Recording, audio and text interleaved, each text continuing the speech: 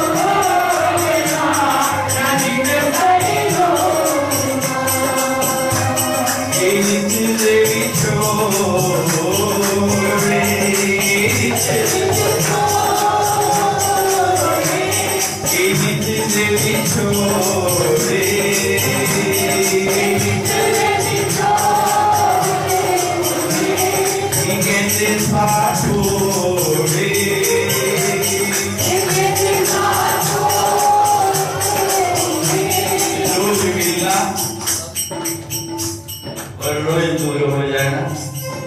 वृंदावन गए हैं कभी?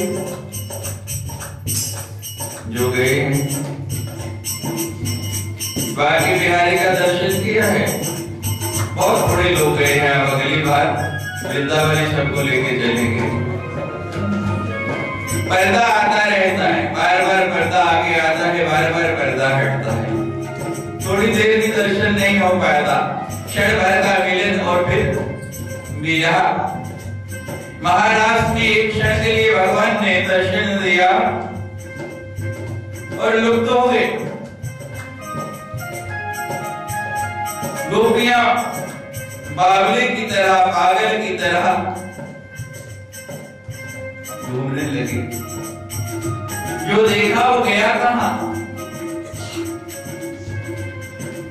नारद जी को एक बार दर्शन हुआ, भगवान लुप्त हो गए, रोने लगे कि अब और कुछ देखने को मन नहीं करता। स्थिरता कब आएगी? कितना तप करना पड़ा और नारद जी को अगले जन्म में भगवान प्राप्त हुए, अगले जन्म में मिले। ये बार बार मिलन होता है, विक्षोभ होता है, ये कैसे दूर होगा, कैसे मिटेगा, कैसे हटेगा? ये नित्य से ही छोड़े तेरे ऐसा छोड़े। मिलन नहीं हुआ तो कोई बात नहीं, कुछ नहीं बिगड़ता, कुछ नहीं होता, लेकिन मिलन के बाद जब विक्षोभ होता है, बड़ी पीड़ा होती, बड़ा दुख होता है, बड़ा कष्ट होता है, उसको सहा नहीं जाता।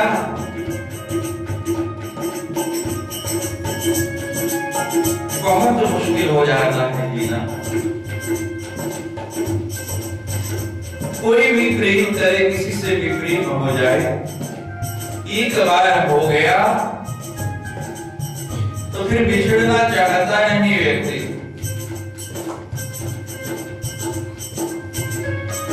बड़ा सुंदर श्लोक है अर्गला स्तोत्र का, दुर्गा सप्तशती में अर्गला स्तोत्र का बड़ा सुंदर अंत में आया है। पत्नी मनोरमा देहि मनोवृत्ति अनुसारिणी, तारिणी दुर्ग संसार सागर से क्रोध भवा। प्रारंभ हुआ जय तुम देवी चामुंडे, जय भूतार्ति हारिणी। क्या क्या मांगा, चिंता मिटा दे, कष्ट मिटा दे, विद्या दे दे, भक्ति दे दे, धन दे, आरोग्य दे दे। लेकिन आखिर में जाके क्या मांगा? इतना कुछ मांगने के बाद भी कुछ बच गया। पत्नी मनोरमा देहि मनोवृत्ति अनुसारिणी। क्या मांगी? पत्नी कैसी? मनोरमा। एक देवी छोड़े, जिंदगी साथ छोड़े,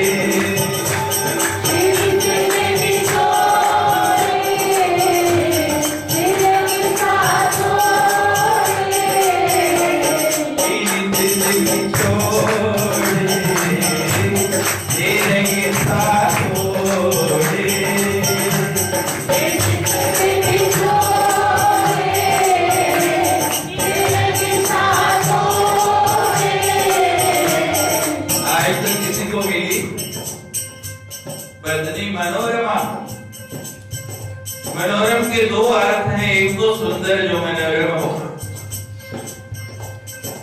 और एक है मनोरमा जो मन की वृत्ति के अनुसार रमण करे। जैसे अगली पंक्ति में कहा मनोवृत्ति अनुसारिणी।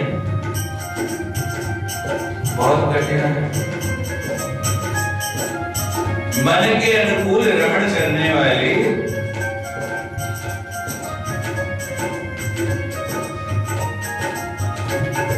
बड़ा सुंदर भाव आ जाएगा मन में। यही श्लोक जो है भीष्म पितामह दोहरा रहे हैं, कहा महाभारत के युद्ध में। महाभारत का युद्ध समाप्त हो गया और शेषशैया के ऊपर लेटे हैं, शेषशैया के ऊपर बैठे हैं और भगवान को पुकार रहे हैं, भगवान आओ, ये प्राण आपके बिना जा नहीं रहे। सारे शरीर में मेरे बाण आर पार हो रहे हैं, लेकिन फिर भी मेरे प्राण नहीं जा रहे। जितने बाण जीवन में लगते हैं, अंत समय में वो सारे के सारे ऐसे आर पार देखते ही, प्राण निकलते नहीं, जल्दी से बाहर जाते नहीं। तो भीष्म पितामह भी ये कह रहे हैं कि भगवान, और जब कोई मन से पुकारे तो भगवान सुनते हैं। वो बार बार पुकारते जाते हैं, इन देवी छोड़े नायके साथ छोड़े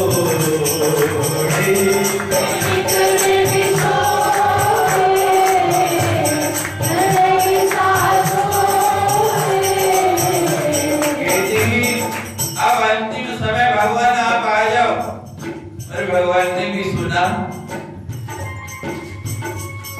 युधिष्ठिर से कहा कि चलो चलना है, सारे पांडवों को साथ लिया और पहुंच गए वहां जहां आसन लगाया हुआ है। भगवान ने पांडवों को कहा कि ज्ञान प्राप्त करो, ज्ञान की शिक्षा दी।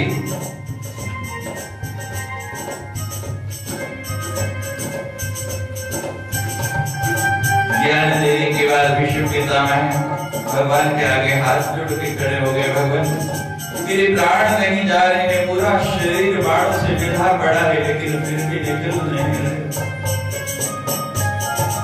कहते क्यों नहीं निकल रहे, क्या कारण है दादा? कहते महाराज एक चिंता है, एक मेरे मन में बहुत भारी कष्ट है। मैं सोचता हूँ कि कष्ट कैसे मिलेगा। भगवान कहते हैं कि बताओ क्या कष्ट है।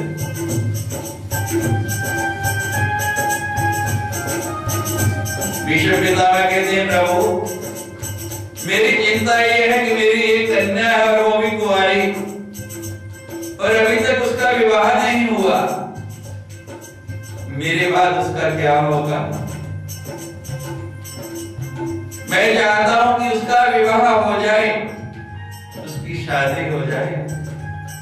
भगवान भी हैरान और सारे पांडव भी हैरान कि दादा आपने भीष्म प्रतिज्ञा की कि मैं आजीवन विवाह नहीं करूंगा, और विवाह के बिना कन्या कैसे हो गई? विवाह के बिना संतति हो सकती है? बोलो नहीं हो सकती। एक शेर था, शेर नहीं आ गई,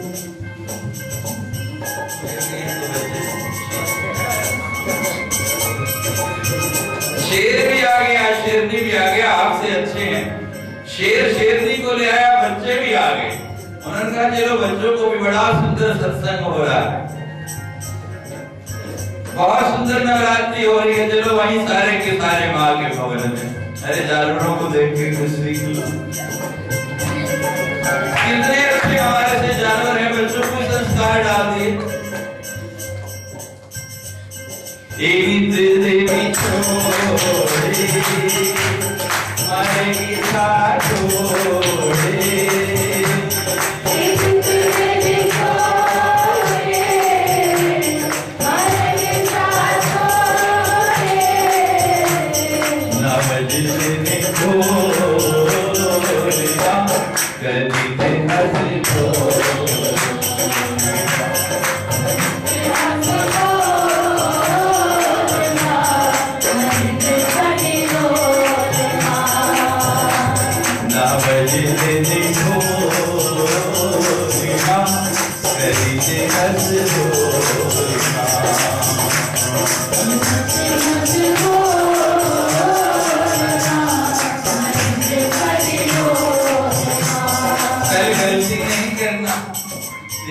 अभी 2 दिन बचे हैं, चलो मैं सोचता हूँ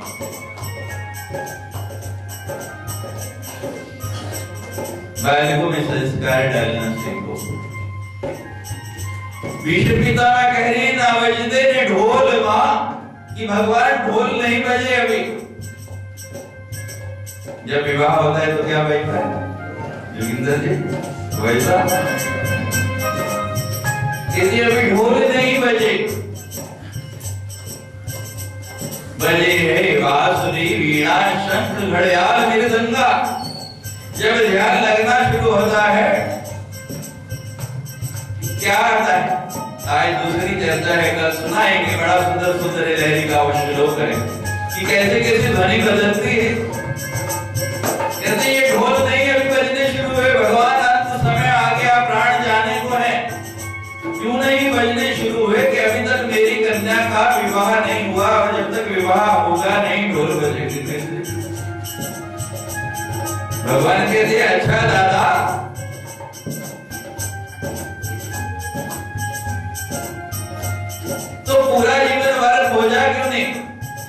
महाराज खोजा तो लेकिन हिम्मत नहीं कर पाया कहने की। आज हिम्मत बनी है इसलिए कह रहा हूं। कहते अच्छा किससे विवाह करना चाहते हो, बुलाओ उसी को ला के अभी आपके सामने खड़ा कर देता हूं। दादा कहते हो सामने खड़ा करो, और किससे करना है, आपसे ही करना है। जिससे मैं उस कन्या का विवाह करना चाहता हूँ दूसरा कोई नहीं, आप ही हैं। भगवान कहते अच्छा ये कोई नई प्रथा थोड़ी। कहते जरा लड़की तो दिखाओ कौन सी है, पहले देख लें उसके बाद हाँ करेंगे तब विवाह करेंगे। कौन सी कन्या, विवाह हुआ नहीं। कहने लगे महाराज ये मेरी मति, ये मेरी बुद्धि, ये मेरी कन्या है, इसका अभी तक आपसे विवाह नहीं हुआ। मिलन तो होता है, प्रेम तो बहुत वर्षों से चल रहा, बहुत सालों से चल रहा, लेकिन प्रेम ही प्रेम है, अभी तक विवाह हुआ नहीं। तो एक बार विवाह हो जाए भगवान इसका, आप इसका पाणी ग्रहण कर लो, हाथ थाम लो तो मैं निश्चिंत होगी प्राण दे दूं। अब भीष्म पितामह ने प्रार्थना की महाराज भगवान आप इसको स्वीकार कर रहे हैं, जब तक ये बुद्धि उसके साथ लगेगी नहीं। नेगेटिव और पॉजिटिव दो तारे हैं, दोनों को जब तक जोड़ेंगे नहीं बल्ब जलेगा नहीं। हम नेगेटिव हैं, वो पॉजिटिव है। हम क्या है, वो दोनों को जोड़ेंगे तो प्रकाश एकदम आ जाएगा, बल्ब एकदम जल जाएगा, कोई कारण ही नहीं कि नहीं जले। और यहाँ पावरफुल नहीं होती, बिजली जाती नहीं कभी। जरा तार नाल तार को मिला के वेखल प्रभु खींचे हुए दो डब्बे चले आए। हम तार ही नहीं जोड़ते, एक ही तार प्लग में डालते रहते। या मंत्र जप रहे हैं ध्यान नहीं लग रहा, या ध्यान लगा रहे हैं तो मंत्र नहीं जप रहा। ये लोग एक बार क्या हो जाता है कि दोनों काम हो रहे लेकिन एक तीसरा भी बाकी है। चरिते हसी हो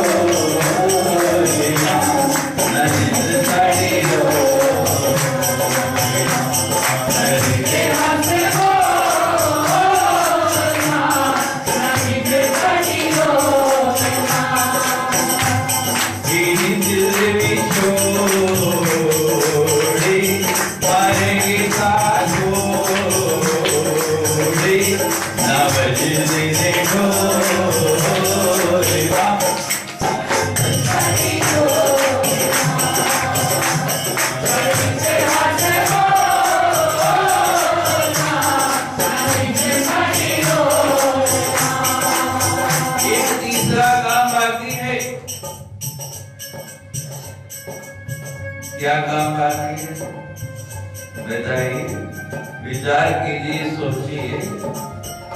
नेगेटिव भी जोड़ दिया, पॉजिटिव भी जोड़ दिया, मंत्र भी जप रहे हैं, ध्यान भी लगा रहे हैं, लेकिन फिर भी दर्शन नहीं हो रहा, फिर भी ज्योति नहीं जल रही, बिजली जाती नहीं। मैंने पहले बता दिया, आपको क्लू दे दिया कि वहां लाइट नहीं जाती है, पावर कट नहीं होता है। बटन ही नहीं दबाया, बटन ही नहीं ऑन किया, दोनों काम करते हैं लेकिन एक काम छोड़ देते हैं। दबाना पड़ेगा, थोड़ा प्रेस करना पड़ेगा, दबाए बिना जब तक दबाव नहीं रस निकलता नहीं। निकलता है। नींबू जितना दबाओ, मौसमी जितना दबाओ उतना रस निकलता है, और दबाओ नहीं निकलता।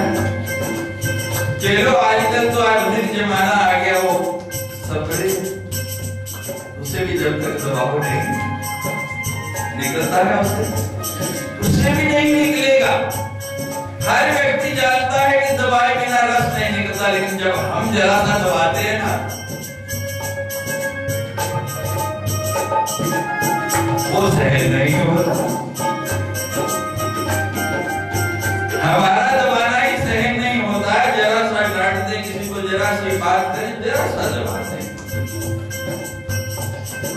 उसी से क्यों दबा दें कि रस निकले।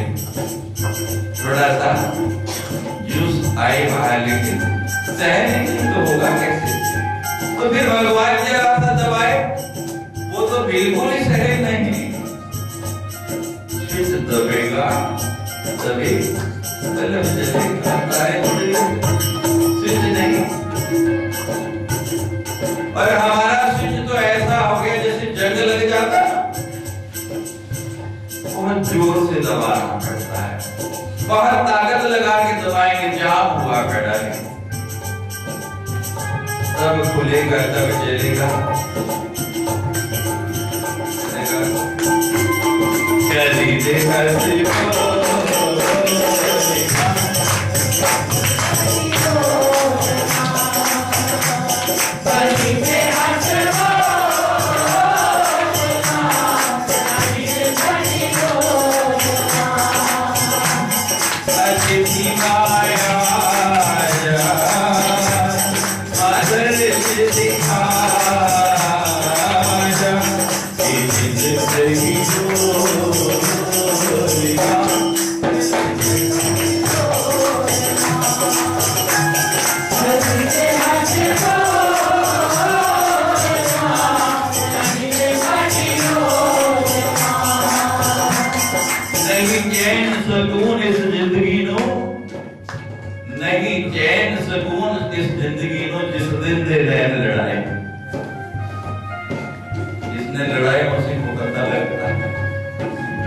पुरानी आदत है हमारी, तो नहीं चैन सुकून इस जिंदगी नो जिस दिन दे नैन लड़ाए। कुछ ऐसे उजड़े तेरे प्यारे जमा, फिर मुड़ परत के ना आए। ना हाथे सानू कब छड़ गए सब, ना हाथे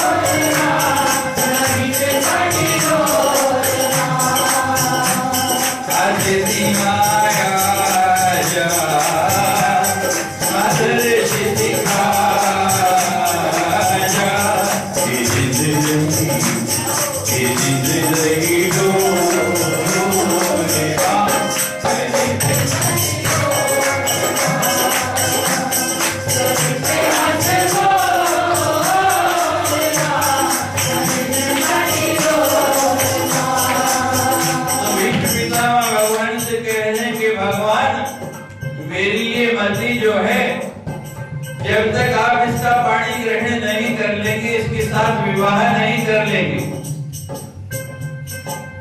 प्रेम कितना भी रहे, समाज मान्यता नहीं देता जब तक विवाह नहीं हो जाए। और विवाह हमारी संस्कृति में बड़ा सुंदर शब्द आया है, विवाह, कि मैं इसको वहन करता हूं। विवाह क्या कि मैं इसका वहन करता हूं, तो अनुबंध हो गया। तो विष्णु पिता आज कह रहे हैं भगवान पत्नी मनोरमा देही, आप मेरी कन्या से विवाह कर लें और बट्टा फटा कर लें, बदले में भी कुछ मुझे चाहिए। कहती अच्छा व्यापारी भी है, बताओ बदले में क्या चाहिए। कहते मेरी मर्जी से अपना विवाह कर और मुझसे अपनी मर्जी का कर दो, दोनों एक दूसरे के हो जाए, दोनों एक दूसरे में खो जाए, तो मैं जय नसीब प्राण छोड़ सकूंगा, मैं जय नसीब मर सकूंगा। और भगवान ने जब हाँ कहा, मनोवृत्ति अनुसार के मेरा मन जिसके अनुसार चले, जैसा आप चलाए मेरे गिरधर गोपाल तेरे न चाहे। हीराबाई ने क्या कहा, तेरे न चाहे नाचे, गाय तो सारी लेकिन उसके न चाहे नाचता कौन है। अब नृत्य करते करते तो पांव महाराज फिर देखे, कभी यहाँ पड़ेगा कभी वहां पड़ेगा, कभी टेढ़ा पड़ेगा कभी सीधा पड़ेगा। हम कहते नहीं बिल्कुल सीधा ही रहेगा, कभी सुख आएगा कभी दुख आएगा, सुखांतरे दुखम दुखांतरे, सुख और सुख के बाद सुख, ये चक्र है, चलता ही रहता। विष्णु पितामह को आशीर्वाद दिया, दादा ने प्राण बहुत शांति से छोड़ दिए। जब तक हमारी मर्जी उसमें नहीं लगेगी, शरीरों की पीड़ा शरीर के आर पार होते रहेंगे, और जिस दिन उसका आसरा ले लेंगे, ये कोई दुविधा नहीं रहेगी, कोई कठिनाई नहीं रहेगी। ये अनहोनी बड़ी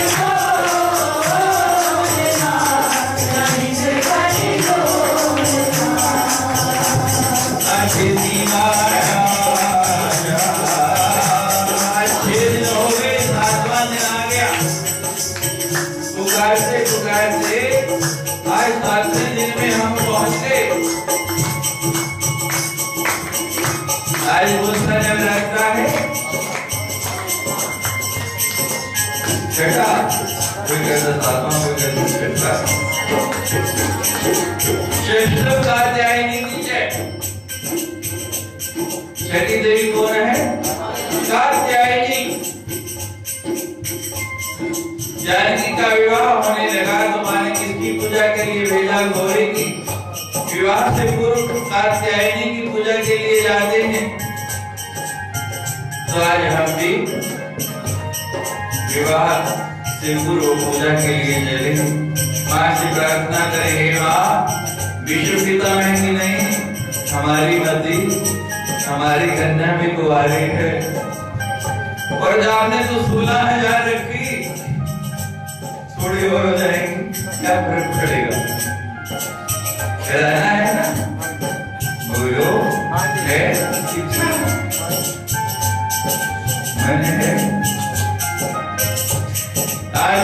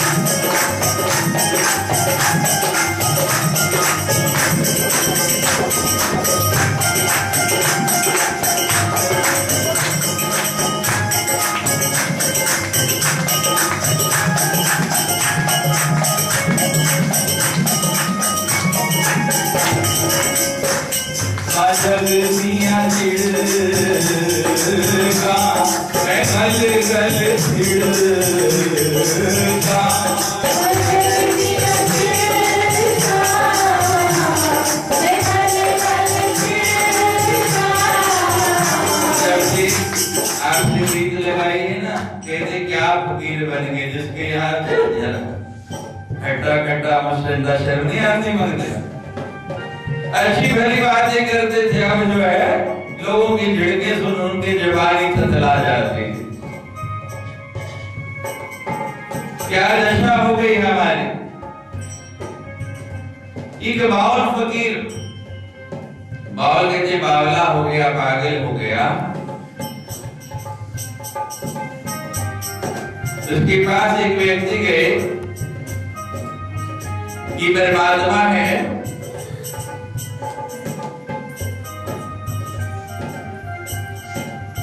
सावन का महीना तो है नहीं कि बरसात हो, लेकिन चैत्र का महीना है और इस चैत्र के महीने में हमारे चारों और प्रश्नों की बौछार हो रही है।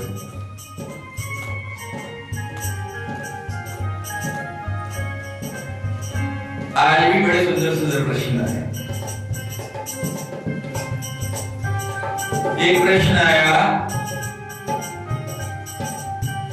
स्वामी जी कहते हैं कण कण में भगवान विराजमान है, कण कण में जर्रे जर्रे में भगवान विराजमान है, जर्रे जर्रे में ये सूरज भगवान की किसी सूर्य वाली आंख ने।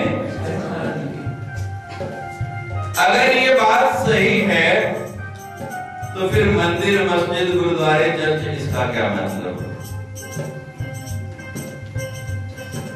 जब सब जगह वो है, जर्रे जर्रे में भगवान है, तो फिर इसकी क्या आवश्यकता रहेगी? सुंदर प्रश्न है, बहुत सुंदर प्रश्न। जब हो जाते हैं ये सवाल मुझे सोचना पड़ा, एकदम हम उत्तर नहीं दे पाए, प्रश्न थोड़ा टेढ़ा है। दूसरा प्रश्न आया है आपके नगर के एक प्रतिष्ठित चैनल की ओर से, जेके चैनल आप सभी जानते हैं। उनका प्रश्न था कि नवरात्रि क्यों मनाई जाती है और कब से मनाई जाती है।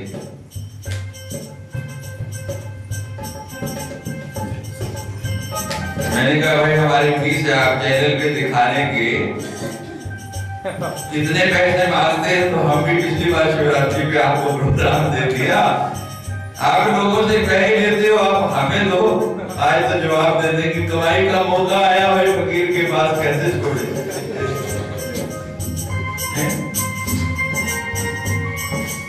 कहते हैं कितने बजे आए, हमने कहा आप आ जाना 4 बजे के बाद, लेकिन पैसे साथ लेके आना, पैसे का नाम आया तो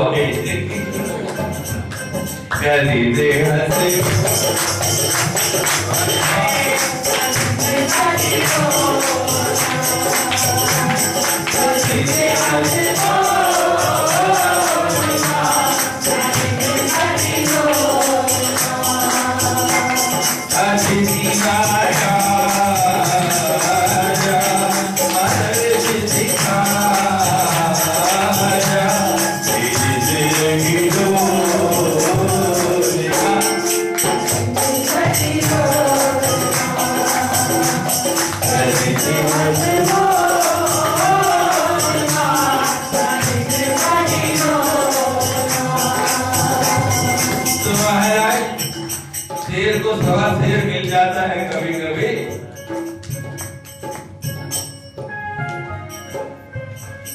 हमने कहा एक प्रश्न की फीस हमारी जितने आप पूरे दिन के लेते हैं ना, उत्तर हम देंगे और प्रमाण सहित देंगे।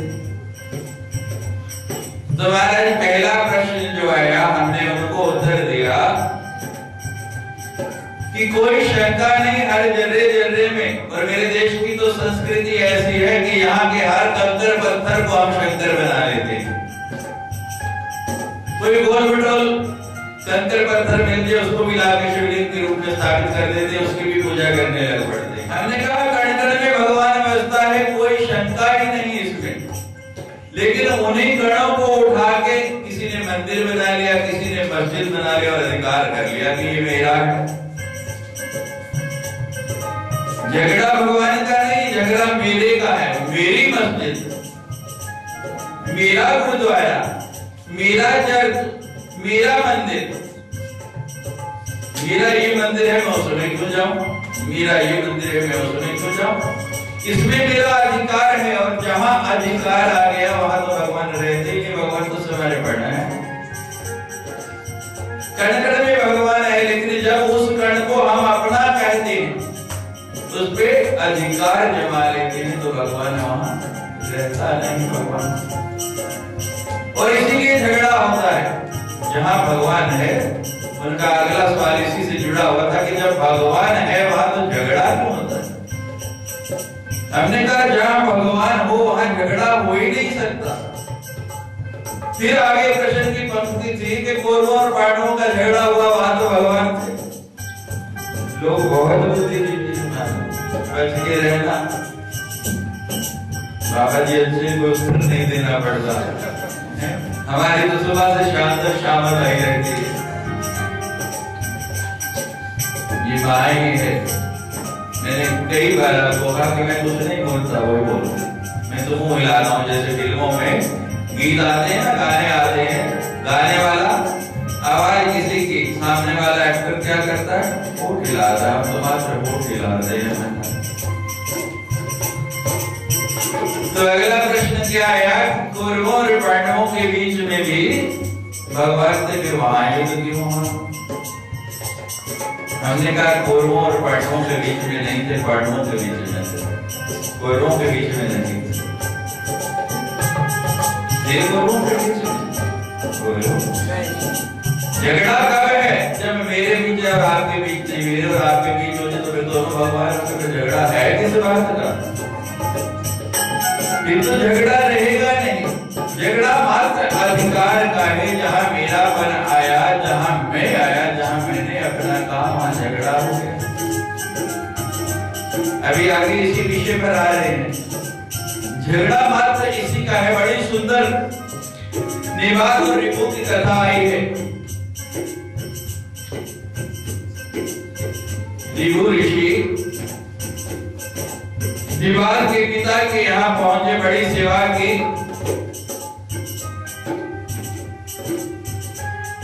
बड़ा सत्कार किया कि महाराज आपको क्या दूं, आपको क्या चाहिए।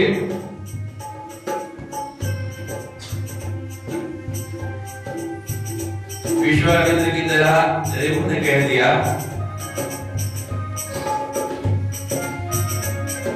ये निवाल को ही मुझे दे दो, अपने पुत्र को ही मुझे दे दो। मैं नहीं जाऊंगा इसको, इसको ज्ञानी बनाऊंगा। इसकी बुद्धि बड़ी प्रखर है, बहुत तेज है। बड़ी सुंदर बात है। घर में कोई आपका बच्चा अच्छा गाता है, कोई आता है तो आप क्या करते हैं, कहते बेटा गा के सुना। बच्चा मंत्र बड़े अच्छे बोलता है, कोई आते घर में, बेटा सुना गायत्री मंत्र, सुना सर्व मंगल मांगल्य। तो निदान के पिता ने भी यही किया। ऋषि आए और उनके सामने कहा कि ऋषि को सुनाओ मंत्र। बड़े सुंदर मंत्र, इतना सुंदर उच्चारण, इतना शुद्ध उच्चारण, रिपु गदगद हो गए। और जब देने की बात आई कि भगवान आपको क्या दूं, रिपु ने कहा ये निदान मुझे दे दो। इतने सुंदर मंत्र बोलता है, इतना ज्ञान है, मैं इसके ज्ञान को और बढ़ाऊंगा, प्रखर करूंगा। सद्गुरु बड़ा प्रसन्न होता है जब कुछ लेने वाला, पाने वाला प्रश्न करना चाहता है। दे दिया पिता ने निदान को, ले गए रिपु, पढ़ाना शुरू कर दिया। पढ़ने के बाद मन ऐसा रवा उसमें पत्नी मनोरमा देगी। ऐसा मन रमण कर गया कि संसार भूल ही गया।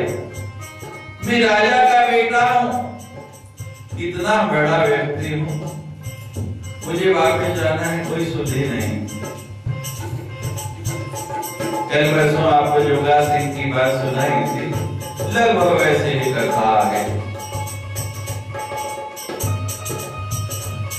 निमंत्रण दिया पिता ने कि महाराज आप पुत्र को ले गए थे, शिक्षा दीक्षा पूरी हो गई होगी और जवान हो गया है, उसका विवाह करना है, आपकी आज्ञा हो तो भेज दीजिए। बहुत सुशील बड़ी सुंदर एक कन्या देखी है, उसका विवाह कर दूं, और अब मैं भी बूढ़ा होता जा रहा, राज्य का उत्तरदायित्व भी उसको सौंपना चाहता। भीमू ने विवाह से कहा कि मेरा कार्य भी पूर्ण हो गया, मेरे पास जो ज्ञान था मैंने सारी का सारा तुमको दे दिया, सारा बढ़ा दिया, अब तुम जाओ पिता के यहाँ, पिता तुम्हारा विवाह करना चाहते हैं, उनके साथ जाके विवाह करो, उनकी बात मानो, राज्य संभालो। निवार कहता है गुरुजी मैं नहीं जाऊंगा। कहते क्यों नहीं जाओगे? ये जग दिया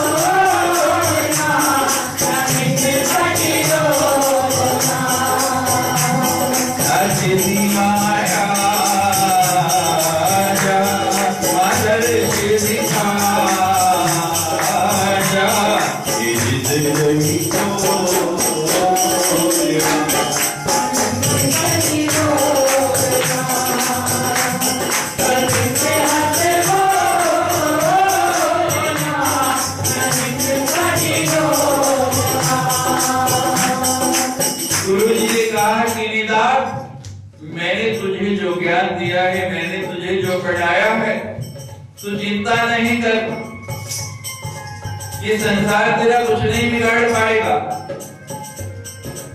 निदान कहता है गुरुजी संसार बड़ा विकृत है, और एक बार जाके जो फंस गया ना फिर निकल नहीं पाता। मैं उसमें लिप्त हूं और आपको भूल जाऊं, फिर मैं क्या करूंगा? गुरुजी कहते तो जब मेरा स्मरण करेगा, जब भी ऐसी कोई विपत्ति आ जाए, ऐसा कोई समय आ जाए, मेरा स्मरण कर लेना, मैं तुझे वहीं खड़ा मिलूंगा, मैं वहीं तेरे पास आ जाऊंगा। तू जा। निदान फिर भी नहीं मानता कि नहीं महाराज, मैंने जो अध्ययन किया है, सुना है, पढ़ा है कि काजल की कोठरी में के तो ही सियान हो जाए, एक लिंक काजल की लागे पे ही लागे है। कोयले की कोठरी है, कोयले की दुकान ढेर लगा है चारों पास, कितना भी बच के चलो, कितना भी सियाना जाओ, कहीं ना कहीं लग ही जाएगा। नहीं मानता। गुरुजी कहने लगे, रिभु ने कहा कि निदान ये मेरी गुरु दक्षिणा है, तुझे जाना पड़ेगा, मेरी दक्षिणा दे और पिता की बात मान जा। आ गया वापस, विवाह हो गया।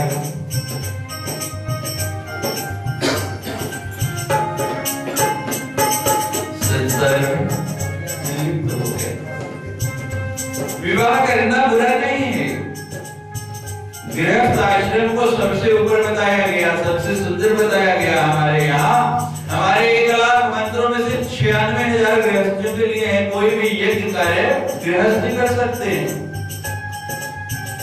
गृहस्थ बुरा नहीं, लेकिन उसको समझना है ठीक से, सद गृहस्थ बनना है।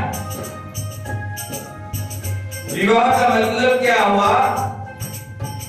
मनोवृत्ति अनुसारणी, और आगे कहा तारणी दुर्ग संसार सागर से, कि मैं अकेला थकने लगूं, कभी चलने में अपने आप को असमर्थ पाने लगूं, मेरे अंदर ताकत नहीं रहे, शक्ति नहीं रहे,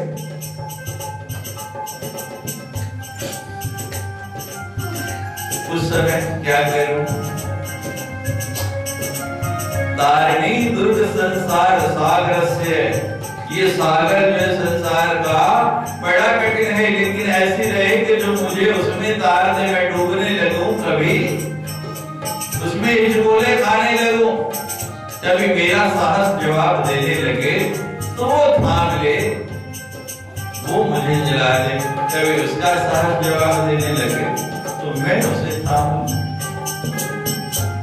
लेकिन होता उल्टा, इस लाइन को भूल जाते हैं।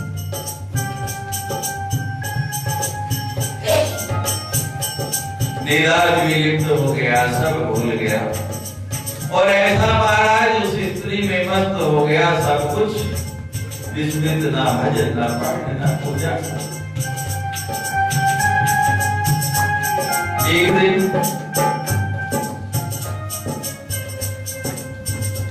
एक राजा की सवारी जा रही,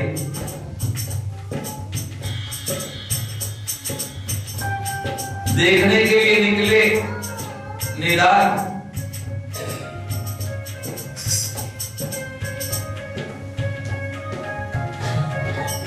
ऐसे ही नवरात्रि की रात्रि गुरुजी साधना के लिए बैठे। गुरुजी को स्मरण आया, मेरा एक शिष्य था,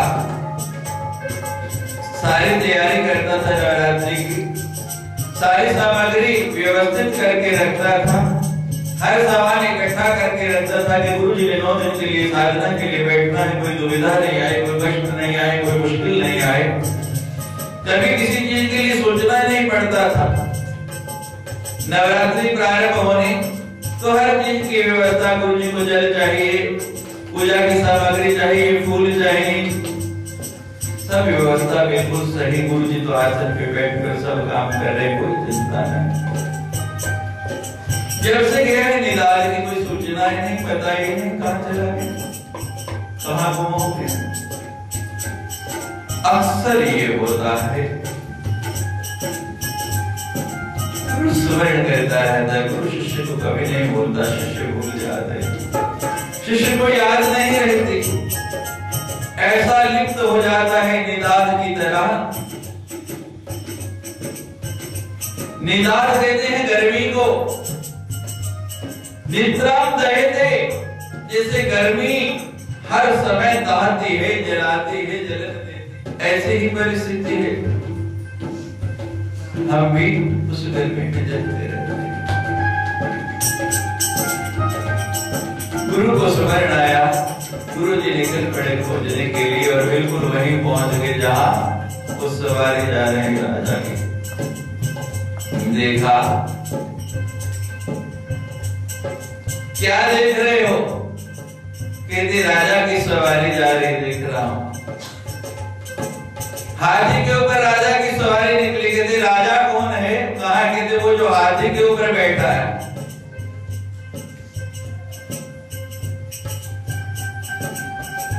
कहते कौन हाथी कौन राजा? कौन हाथी और कौन राजा? निदान को गुस्सा आ गया, इतना भी नहीं समझता कौन राजा और कौन हाथी। कहते जो ऊपर बैठा वो राजा और जो नीचे है वो हाथी।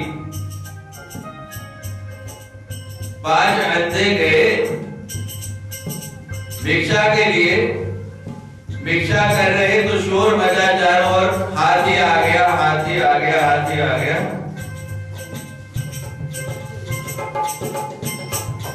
वो कहते हमने कभी हाथी देखा नहीं, हाथी कैसा होता है? हमने कभी हाथी नहीं देखा, हाथी कैसा होता है? महावत को कहा कि महाराज हमने इस अंधों ने, सूरदास ने बेचारे कभी हाथी देखा नहीं, तो थोड़ा इसको रोक दो, खड़ा कर दो, इनको हाथी दिखा दो। ये भी हमको रोकने के लिए आते हैं, अलार्म लाने के लिए 10:15 बजे। हमारी वृत्ति नहीं होती है, ध्यान नहीं होता है। मुझे याद दिलाने आते टाइम हो गया, बस कर, अभी तो शुरू भी नहीं हुआ, बस कर, अभी तो शुरू ही नहीं हुआ।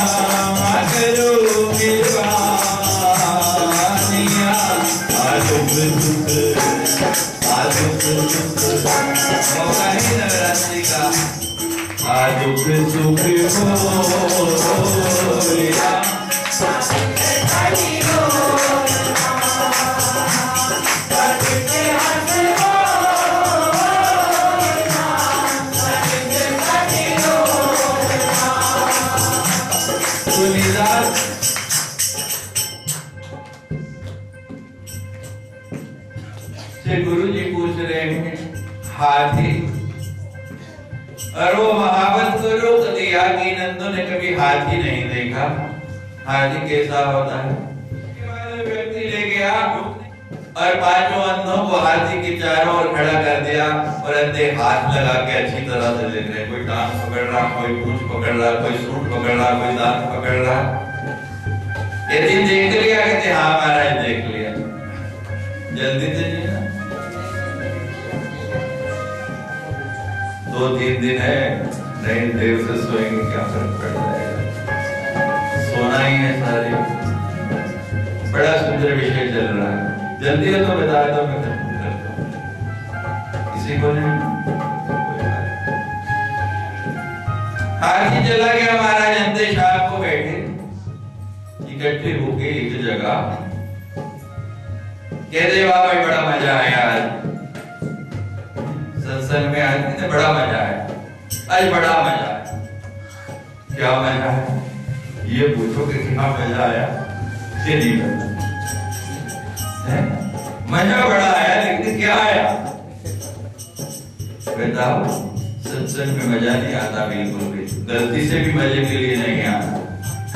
अपना भी टाइम नहीं खराब करना और हमारा भी नहीं खराब करना। सत्संग में बिल्कुल मजा नहीं आता। मजा तो और कहीं आता है, यहाँ मजा है नहीं, यहाँ तो आनंद आता है। मजा वो है जो आया और गया, आया और गया, थोड़ी देर का आनंद जो जाता ही नहीं। ये आनंद ही आनंद जो कभी समाप्त नहीं होता। यहाँ आनंद लो, मजे लेने के लिए संसार बहुत बड़ा बड़ा है। यहाँ आनंद लेना सीखो, आनंद के लिए आओ, क्योंकि यहाँ है ही आनंद। वो दर्शनानंद में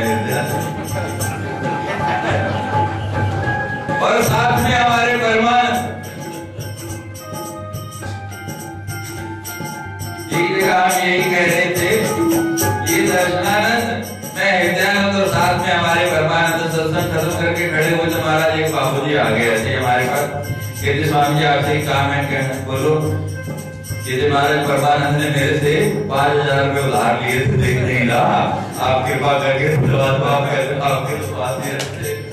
और मैं कहा भाई किस परमानंद की बात कर रहा है, वही गली के नुक्कड़ में रहता है इस तरफ। मैं कहा हे भगवान बताओ, सत्संग सुना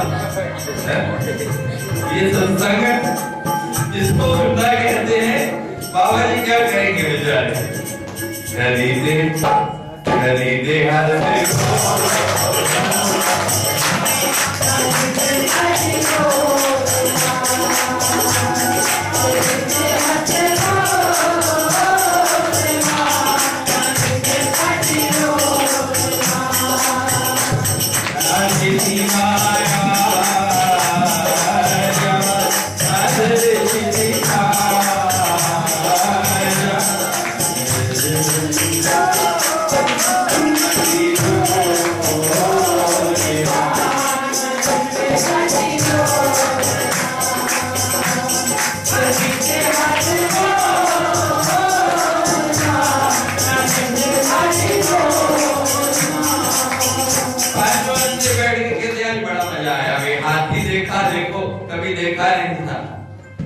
सब आपस में कहने लगे भाई देखा तो बताओ हाथी होता कैसे है, जिसके हाथ में सूंड आई वो कहते हैं बिल्कुल नरम नरम इतनी लंबी लंबी कोई चीज ले लो ऐसा हाथी होता है, जिसके हाथ में पैर है कहते इतना मोटा होता है जैसे कोई बहुत बड़ा स्तंभ खड़ा, जिसके हाथ में दांत है कहते नहीं नुकीला नुकीला होता है, जिसके हाथ में कान है कहते वो पंखा चलते हैं ना वैसा होगा। परिस्थिति हर एक की यही है, उन अंधों जैसे क्या देखा किसको देखा उसको पहचाना ही नहीं। तो यही प्रश्न निदान से कर रहे हैं विभु कि कौन हाथी कौन राजा। उत्तर दिया निदान ने जो ऊपर राजा और जो नीचे वो हाथी, जो ऊपर और जो नीचे आप राजा हमारा नहीं। गुरुजी ने क्या किया, जब इतनी बात कही कि जो ऊपर वो राजा, वो कहते हैं ये ऊपर नीचे क्या होता है। विभु ने पूछा ये ऊपर नीचे क्या होता है, गुस्सा आ गया, क्रोध आ गया, कुछ समझता है नहीं, बहस पे बहस करी जा रहा। नीचे लिखा दिया, विभु को पकड़ के नीचे किया और ऊपर चढ़ के बैठ गया। कहते हैं आप बताओ मैं ऊपर और तुम नीचे। शिष्य जो है अक्सर चढ़ के बैठते हैं गुरु के पीठ पे।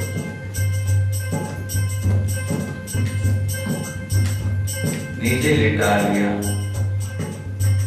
ऊपर कहता है कि मैं ऊपर तुम नीचे। विभु ने फिर कहा कि ये मैं कौन और तुम कौन, मैं कौन है और तुम कौन है। संसार में झगड़ा इसी बात का, मैं और तुम। जब मैं और तुम मिट गए बात, लेकिन ये मिटता है। जब गुरुजी ने ये पूछा कि ये मैं और तुम कौन, तो बोध हुआ, एकदम नीचे उतर गया, हाथ जोड़ के खड़ा हो गया, ज्ञान आ गया कि मैंने पहचाना नहीं, मैंने समझा नहीं। गुरुजी में भटक गया, भूल गया। कहते मैंने कहा था कि जब भटकोगे मेरा स्मरण करोगे मैं आ जाऊं। विभु कौन है? विभु सत्यम परम ब्रह्म। विभु क्या है? जो सत्य है और वही परम ब्रह्म है। पुरुषम कृष्ण विकलम, जीव विश्व मात्र के अंदर जो चेतना के रूप में विराजमान है, या देवी सर्वभूतेषु चेतनित्य विधीयते नमस्तस्यै नमस्तस्यै नमस्तस्यै नमो नमः। विभु सत्यम परम ब्रह्म पुरुषम कृष्ण पिंगलम उल्लेखय विरूपाक्षम विश्वरूपाय नमः। जो हमारी शक्ति, जो हमारी धारा नीचे की ओर प्रवाहित हो रही है, नीचे की ओर बह रही है। नीचे की ओर बहना बड़ा सरल है, बहुत आसान है। जल ऊपर से किधर को जाता है, छोड़ो तो नीचे। कोई शक्ति लगानी पड़ती है, कोई जोर लगाना पड़ता है।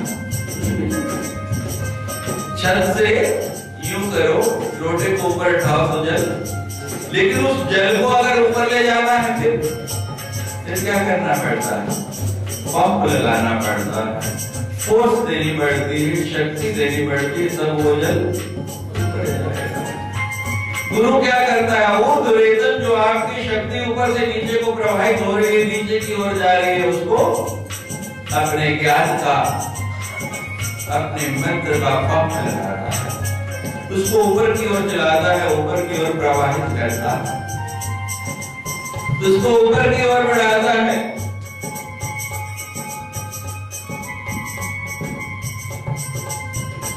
गुरु और शिष्य का मिलन क्या है, शिव और शक्ति का मिलन है। ये अर्धनारीश्वर रूप है। कोई कहता है कि सृष्टि चलाने वाला पुरुष है, कोई कहता है प्रकृति। हमारा अध्यात्म कितना ऊंचा है, झगड़े को ही मिटा दिया, दोनों को इकट्ठा कर दिया, अर्धनारीश्वर रूप बना दिया। काली और शिव इकट्ठे हो गए, एक साथ एक रूप बना लिया, दोनों जुड़ गए। तीन नेत्र, इधर से काला, इधर से गोरा, इधर से पुरुष, इधर से स्त्री, भेद ही समाप्त कर दिया। अर्धनारीश्वर रूप की पूजा करनी है, अर्धनारीश्वर रूप को अधिकार का, मैं तुमका झगड़ा सुना, हर बात खत्म हो गई। बड़ा ही सुंदर ये नवरात्रि का समय है।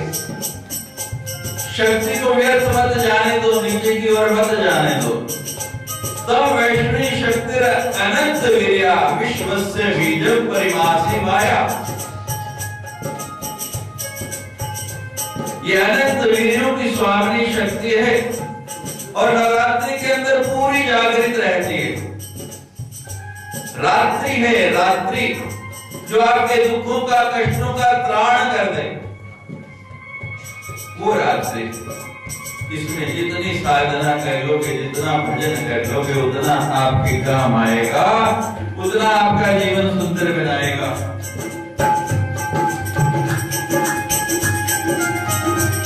देश बनाया जिसे मातू बसाया, देश बनाया जिसे मातू बसाया। ये आपका अपना, किसी का है अपना, बोलो किसी का है तो मुझे बता दो। कितने साल ज्यादा से ज्यादा आज के युग में ज्यादा से ज्यादा कितने साल के, 100 साल के। उसके बाद आजकल तो 100 भी कोई नहीं पहुंचता। जाना है कि रहना है, बोलो जाना है, फिर अपना हुआ कि कराया। लेकिन इस बात को याद रखते हैं, इस बात को मानते हैं, कोई नहीं मानता। बस इतना ही याद रखो, केवल इतना ही स्मरण रखो कि ये देश मेरा नहीं है, ये पराया है। ये देश पराया है, सेवा बसाया।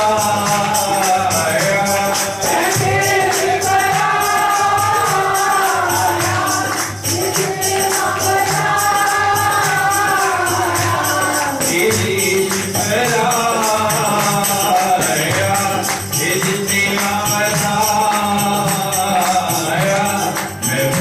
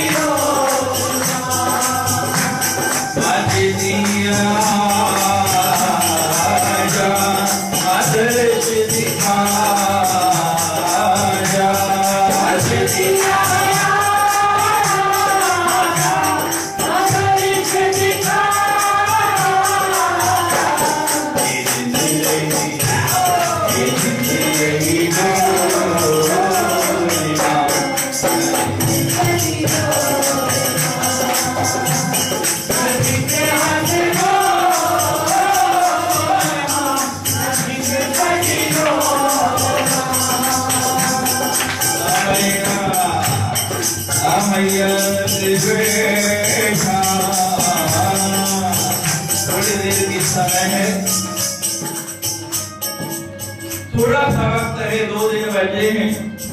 आ भैया कट्ठिया बैठिए ते विछोड़िया नु आगे लाइए। आ भैया रल कट्ठिया बैठिए ते विछोड़िया नु। फिर नवरात्रि 6 महीने के बाद आने निदार की तरह पता नहीं हमें भी स्मरण रह पाएगा या नहीं बह पाएगा। तो ये 2 दिन जाने नहीं देंगे। आए दूसरे प्रश्न का उत्तर नहीं दूंगा, समय बहुत अधिक हो जाएगा, उसको कल पे ले जाएंगे। लेकिन कल और परसों समय का कोई बंधन नहीं है, घर बता के आना। 2 दिन कोई बंधन नहीं रखूंगा, लेकिन आज समय से छोड़ दूंगा।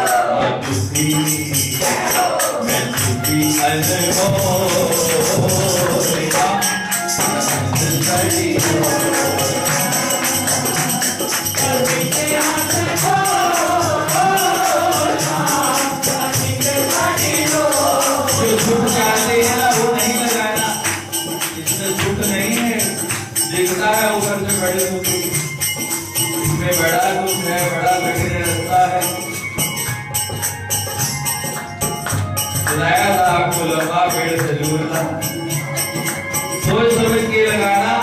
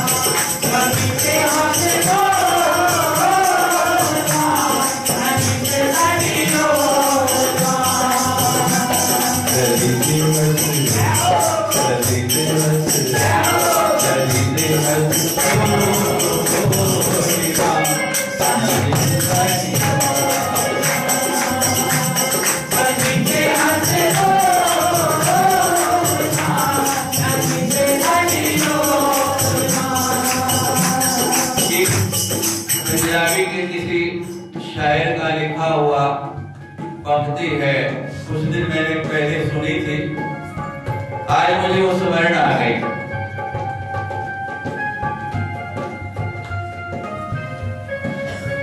रब्बा सोने सारे अग ला दे। रब्बा किसी आशिक ने लिखा कि रब्बा सोने सारे अग ला दे, सोना ना रहे ना एक जहान होते। रब्बा सोने सारे अग ला दे, सोना रहे ना एक जहान होते। कोई अज मर जाए कोई कल मर जाए तो मेला लग्या रहे कबे से।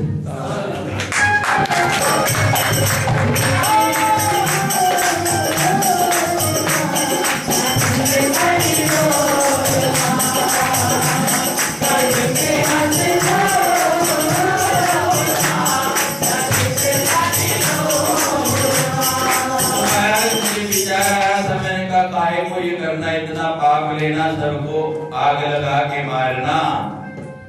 और हमारे यहाँ तो लिखा है देवी भागवत में कि अकाल मृत्यु हो जाएगी। मैंने कहा मेरी माँ ऐ काम नहीं करना, करना चाहिए था नहीं, सोने के रहेंगे तो जीना खा।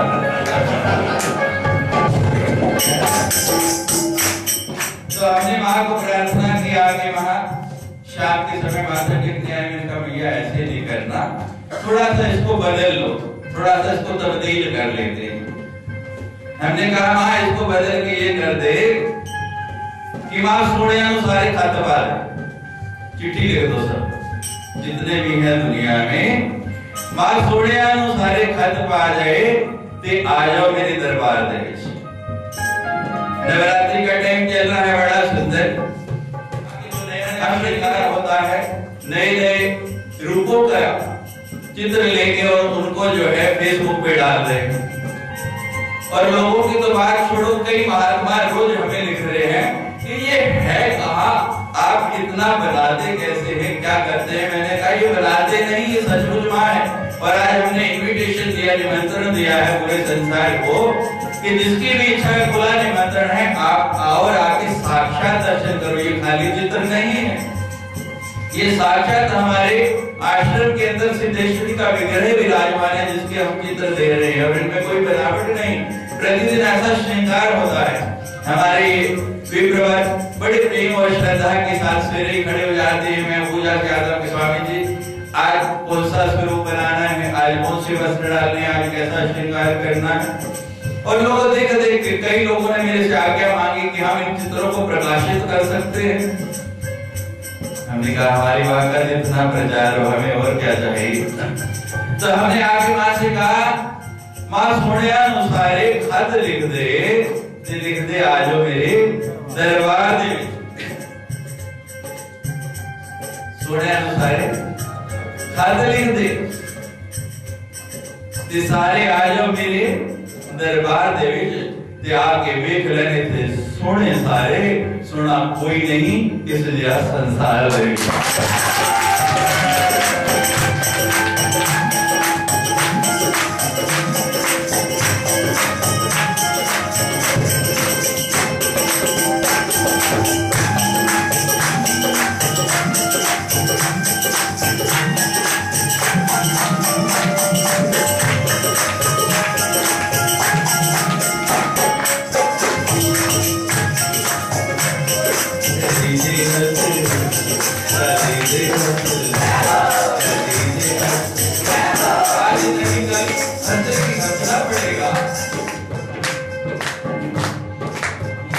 उसका काम रुलाना है, वो रुलाती जाए, हमारा काम हंसाना है, हम हंसा के रहेंगे। 2 दिन बचे हैं आज, लेकिन कल हंसना पड़ेगा। अजो में अजिरुद्राय नमस्ते नमः नमो जगत प्रतिष्ठाय देवी कृत्य नमो नमः।